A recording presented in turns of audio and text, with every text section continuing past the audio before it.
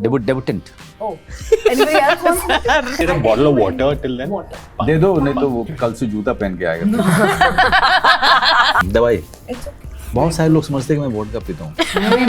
Evening Dispatch से हमको idea आया Dispatch का. Right. And the moment we heard each other say Dispatch, we were like, yeah, this works. High five on the honesty. I really appreciate that. He would just come on set and be like, तुझे इसमें गुस्सा आ रहा है? Okay, you play it. Oh, he's some tough taskmaster sitting on your head saying, "Nahi, one more take, nahi, one more take." It's not like that. It's a very explorative process. And I have to pay this compliment to you that with Dispatch, I saw that come out. That's the compliment to him and to him. But camera is a very intelligent equipment. It just captures such a minutest thing, and that you are talking about it. I'm surprised.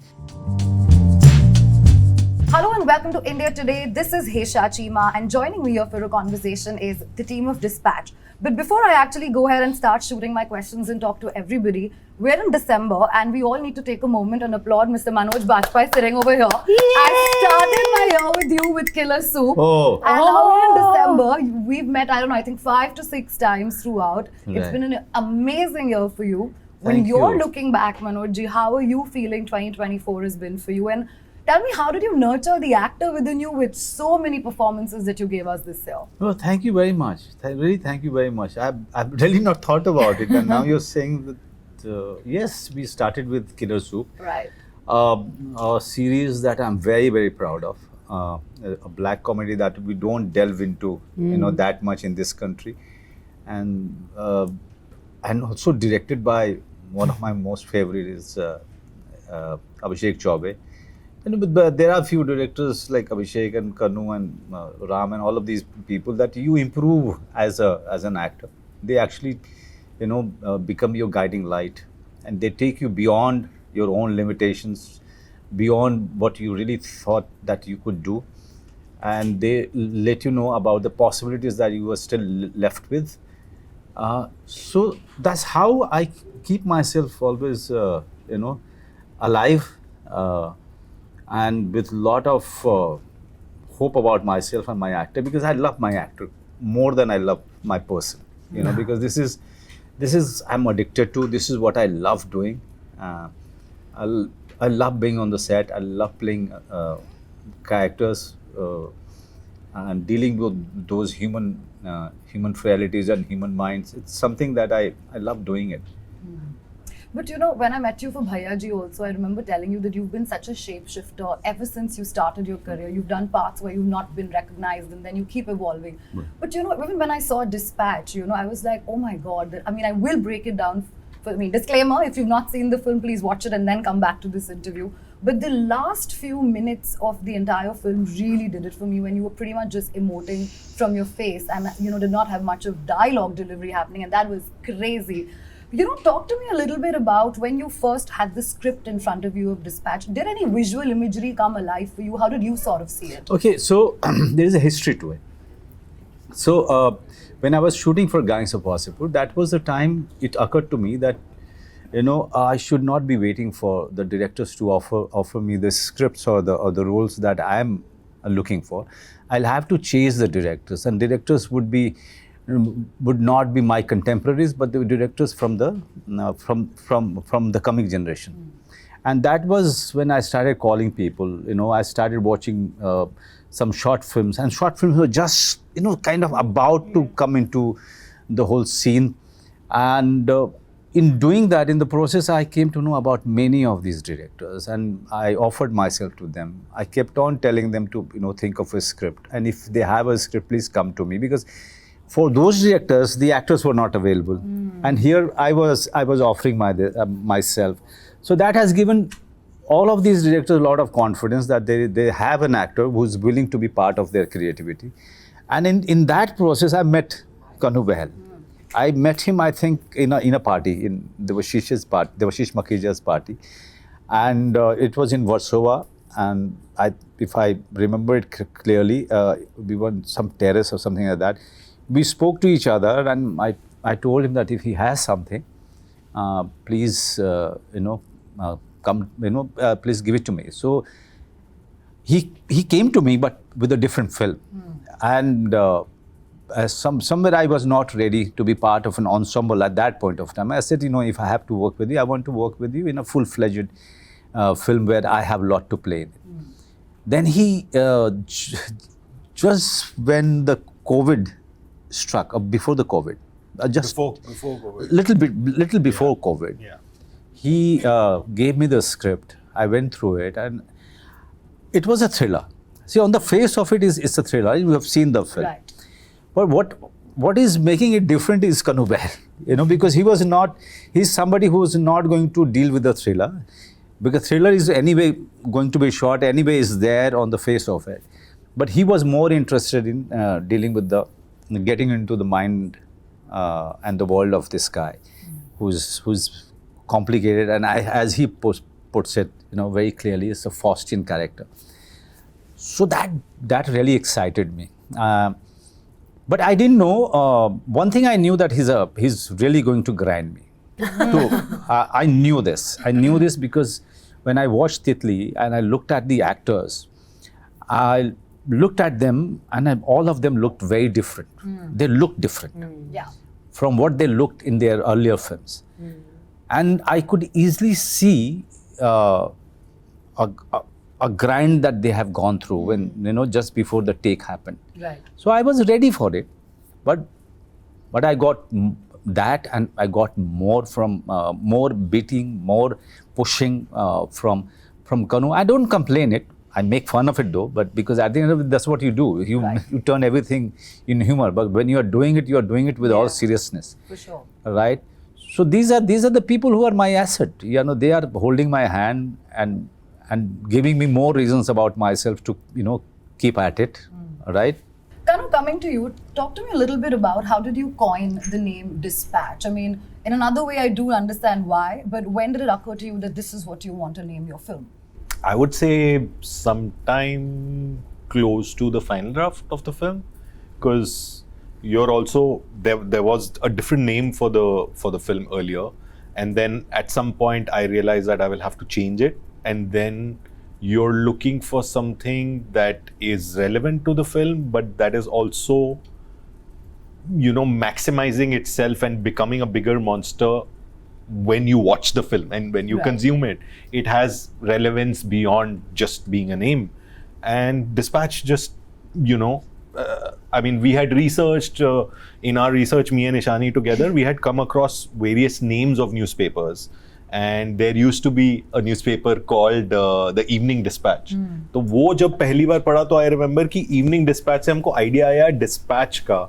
And the moment we heard each other say Dispatch, we were like, yeah, this works because it is also very close to what the world of the film is. So yeah. Yeah, like the dispatching of news every day in the morning, I feel that's where it comes from. But Kanu, when you're making a film that's so close to reality, right, of course inspired, I want to understand, as a director on set, what was your temperament like and what were you trying to get from these actors, sitting over here? A debutante, of course, there's Sahana, there is Manoj, we already know are like such great actors. What was your vision like? I mean, I've heard 40 takes and all of that, but then still, what was the vision? I have no idea. I think there you went clueless, basically, is what you're saying, when you were taking, or like? No, I don't think I was clueless, but I had no idea. And I think that is the job of a director, to not have an idea, because I think there is a huge misnomer about the idea of filmmaking and what a director is supposed to be. I don't think आप अकेले जाते हो और you are this visionary person who has everything in their head. I think anyone who is trying to do that or is trying to sell that is really trying to sell themselves. At the end of the day, it's a very collaborative process. और अगर basically फिर मुझे लगता है अगर मुझे ही सब पता है और मैं visionary हूँ तो मैं अकेला ही कर लेता हूँ, मैं ही एक्टिंग कर लेता हूँ, मैं ही शूट कर लेता हूँ, मैं ही एडिट कर लूंगा, सब मैं कर लेता हूँ. तो that then you become the visionary ना, कर लो फिर. And there are a few people like that who then, so to answer your question, I don't know, because I feel like the reason you get 120 people together on every day of the shoot, morning or the night, is because everybody is there to make the film together. So if you are placing yourselves at a position already where you are on a pedestal saying, I will tell you what to do, then you are making a dead film. it's dead already. It's not alive. And the purpose of everybody coming together is to keep that moment, that second alive. And so you are trying to find that moment with everybody else, with your cinematographer, with your actors. You are all in that moment together. And when that moment will happen, with some tweaking from him, some tweaking from her, some tweaking from me, a little hand holding from the outside by someone, this is it. When it happens, you know that it has happened. Right. And then you are a little greedy. Because it has happened, and now you go like, oh my God, this happened. You know, this is what we were looking for. Okay, but now we know this. Maybe there is a little bit something more interesting from here. Let's, then take those last 2 steps and see if we have something much more exciting coming. So, so I don't know. High five on the honesty. I really appreciate that. I mean, it definitely is a collaborative effort at the end of the day, and it's so fair to speak and say that that's what it all came out when Dispatch was happening. But Archita, speaking to you about your particular character, I feel I looked at it from a very different lens. I want to understand, before I break down what was my viewpoint of your character, how did you visualize this particular role that you've portrayed? Honestly, I didn't visualize anything. I didn't have that kind of, I think, understanding only. I was just working on myself, and I think somewhere deep down we were trying to understand about my own insecurities and what would match Prerna as well. And I think somewhere deep down I was working on that fear deep inside, which, you constantly want to get ahead in life and you have this fear of it not happening probably. So I think that was what we were trying to maybe work on, instill. But, Kannu sir, like what he was just saying right now, initially only, so I've been very intimidated by him because he's showed me the mirror, which was very difficult for me. So I remember he walked up to me one day and he was just like, kuch ho raha hai abhi, kuch badal raha hai andar, just remember the courage inside. And he's come and softened it also. Like he'll come and like be that strict person and then hold your hand and show you the way also.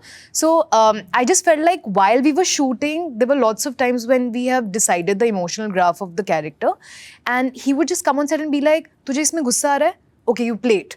So he actually does that, what he's telling right now. Like so I think along the way you figure what it's gonna turn out to be like. Right.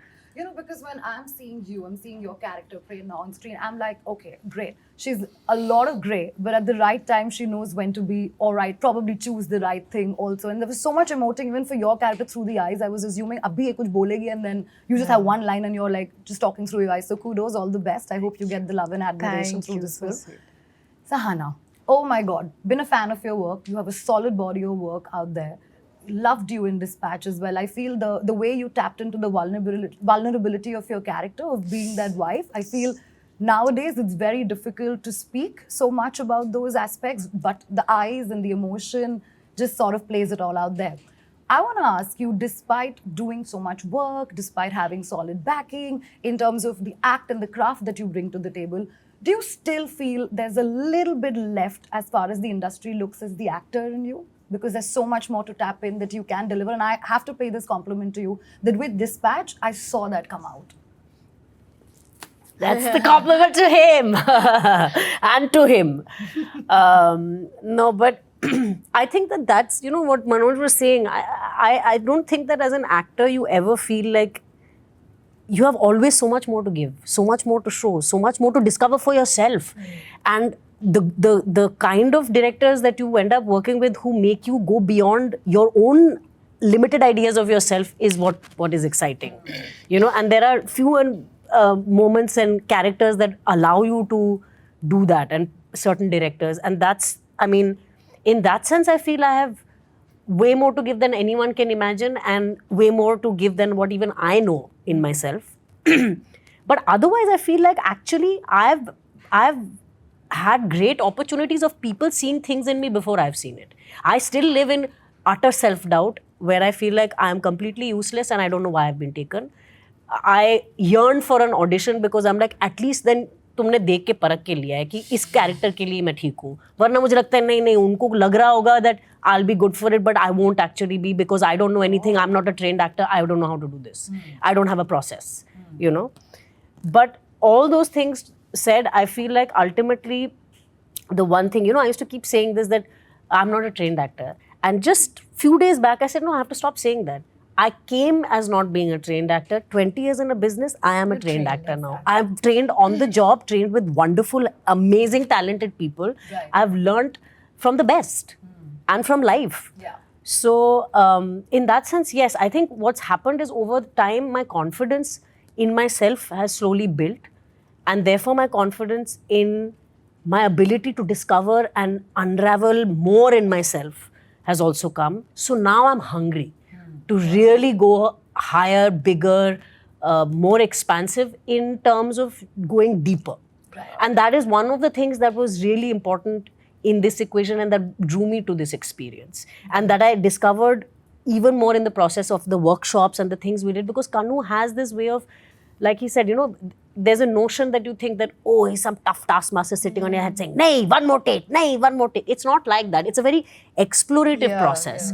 You know, I mean, there is an element of, you know, sometimes of getting lost, finding, discovering, excitement. It's a movement, but it's something you're doing together. Right. And that part of the spontaneity that comes from on your 30th take, when you don't even imagine. I'm somebody who's used to doing few takes and I feel like, oh, मैं तो सिर्फ initial takes में अच्छी हूँ. But then you have a moment of surprise that happens. So then you are also unlearning and learning things about yourself as an actor. But tell me something, you know, as you rightly mentioned, 20 years in this industry, right? At that given point in time when you're offered a script, right? How do you then decide picking a part which, let's say, would be, say, longer on the screen space, but then vis-a-vis picking something which is way more meatier and lesser on the screen time? The simple answer is just some sort of a deeper instinctive feeling. Like there is a part of me that is constantly telling me what to do, which feels like, हाँ मैं इसकी सुन लेती हूँ. So I think I just follow that. There's that gut feeling or a voice, whatever it is, and sometimes genuinely, like this has happened many times where I cannot explain to somebody why I'm saying no to them, because even I don't know why I'm saying no. I can't explain why I say yes also. I can sit and give you a lot of rational answers, but they're not really, it's not about that. It's about something inexplicable, something inside you that, you know, wakes up or livens up at the idea of a certain kind of collaboration. It's a combination of the character, the people involved, the director. It is something, and it's something beyond that also. So even in something like this, there was, I won't lie, there was hesitation in me thinking, but out of that same reason that Manoj gave, कि greed, नहीं, मैं कनु के साथ पहली film में छोटा नहीं करना, मुझे लंबे canvas पे काम करना है. Manoj के साथ I don't want to work only on few scenes. But then you feel like, no, but look at the depth that you can explore through this, right? And then that became, and for me it was then like, okay, given the fact that it's not somebody who's just standing around in scenes, there's a full journey that you're having as a character. I get to experience Kanu as a director, I get to work with Manoj, why would I not do it? Right. Yeah. And it's been one of the most enriching experiences for me as an actor. So I think it's just this kind of allowance to you have to get out of your own way, actually. Because the mind, the rationality, society, world, people's opinions, this, that, and the other will kind of keep telling you to be one way. Right. And including another part of your own voice. But you have to be able to tap into that other part that knows the path you're going that you yourself don't know. You know, and that's been something that has thankfully kept me going in my career, that there's an instinctive knowledge I have of where I want to be and what I want to do. Right. Amazing. You know, Manoj, coming to you, very important to ask you. As I said, I will get to the few last minutes, the climax, where you're particularly and primarily just emoting so much from your face. Like, I am getting scared. Like, deep down, I know what's going to happen, but I'm just like, I hope it doesn't happen, right? Break it down for me. You know, that was the toughest, I must admit, but I'll give it to him, Kanu Behel. Because I wanted to do it differently, but somewhere, you know, Kanu made me feel comfortable about the fact that he's trying to wrap up many things, because he knows the end of it. Somewhere he knows the end of it, but there is also the other side where he's almost somebody who's declared dead. Yeah. Okay. And now all those things are coming flashing to his mind. So that was the conversation that I had with him. That he is dead. And he's dead. He's looking at the motorbikes were chasing him. He's looking at them as a dead body. He's not so.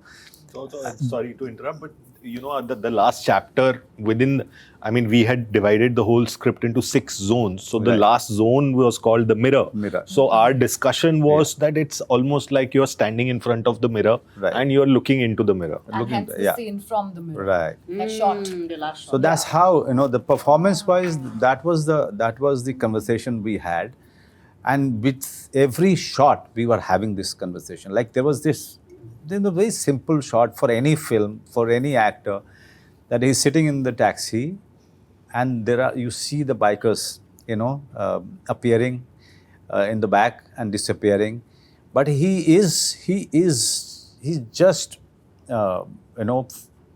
completely flat, and expression-wise. And the taxi was going round and round. With Kanu, what happens that the too many takes. So if the action and action and cut, and the taxi wala had this instruction that you have to keep going on, before it is actually wrapped up. But my job was just to follow what we really talked about, and so I don't try personally as an actor. I try to have really visuals in my mind. I never try to pose for the camera. When I'm quiet, I may look quiet, but there is a conversation happening. Okay, even silent of the shots.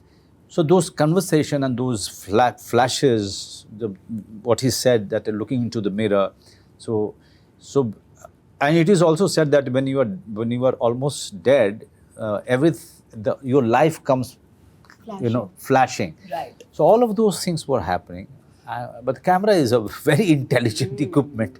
It just captures such a minutest thing, and that you are talking about it. I'm surprised that The scene where you're on the bike and when Right. you're riding it and they're coming to you, I feel that face of yours Right. just stayed with me Right. throughout. I was just like, my God, he's really freaked out. Like he's not, this is it. This is it, yeah. I'm going to have it all or nothing. So if you see in the end, that's what I remember, that when he's completely surrounded by the bikers in the end, and now just a bullet has to be shot. Yeah.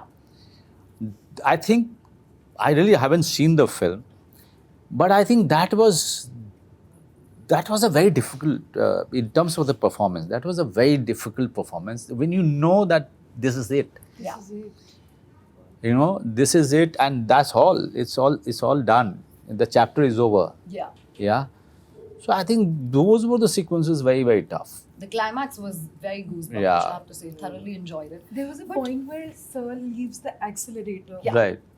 I mean, that was just like, Right. my God, but ho gaya. Yeah. Like he's given up. That little thing of, ye bag, le lo, yeah. le jao. Le jao. Oh my Yeah. God. And I was also just the like- combination of, to have fear and surrender at the same time. It's such Yeah, a yeah, weird. yeah. Right. No, The also, I mean, combination, what we were talking about earlier, sorry to interrupt, but what we were talking about earlier with that thing of finding that moment.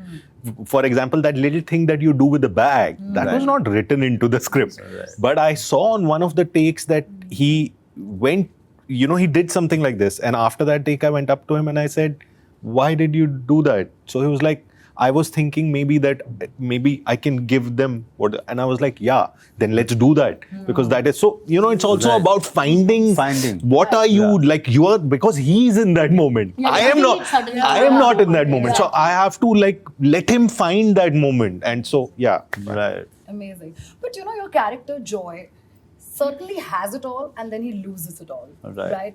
That's what life is all about. Has that happened with Manoj ever, where he felt he's had it all and then lost it all and then probably revised himself again? the references, there's that line from a very popular song. It's all there in the, I'm just forgetting that line. And that line is so true with Joy, and that line is so true with all of us. You face that, you experience that in life. The day you become a little confident about yourself, that is the time it starts sliding down. Right. And it has happened to me so many times. Whenever I felt even a little confident about myself, and suddenly I see see something happening which is reminding me that no, you're just a mortal man. You can't be confident. Right. That happens, true. And- But, You know, first of all, thank you so much for moving time and chatting with India today. I feel Dispatch is something which is out there for everybody to watch. And it's something that stays with me. It's something that will stay with me. And I'm hoping it stays with the audiences as well. So all the very best and congratulations to everybody. Thank you, Hesha. Thank you for such a Thanks so lovely much. conversation. Thank Yeah, you. thank Thank you.